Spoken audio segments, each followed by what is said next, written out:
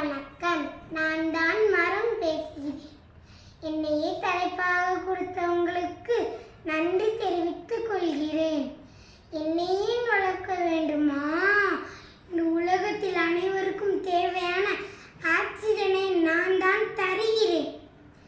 இன்று பலரும் என்னை வெட்டி எறிந்து விட்டு நோயை விலை கொடுத்து வாங்கினார்கள். எப்படின்னு கேட்டீங்களா?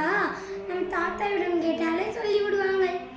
காலையில் எழுந்து வேப்பங்குச்சியில் பல் விளக்கி மூலிகை ஆற்றியை குளித்து இயற்கையான உணவுகளை சாப்பிட்டு மரம் நிழலில் மூங்கில் கட்டிலே படுத்து தூங்கின வரைக்கும் அவர்கள் எந்த மடையும் தேடி போகவில்லை.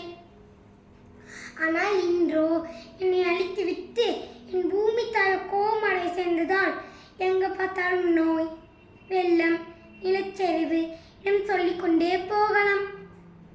சரி, போனது போகட்டும். நம் அத்தில் கலாம் தாத்தா சொன்னது போல கிளி வளர்த்தேன் ஆனால் பறந்து போய்விட்டது, அணில் வளர்த்தேன் ஆனால் ஓடி போய்விட்டது, மரம் வளர்த்தேன் இரண்டும் தேடி வந்துவிட்டது.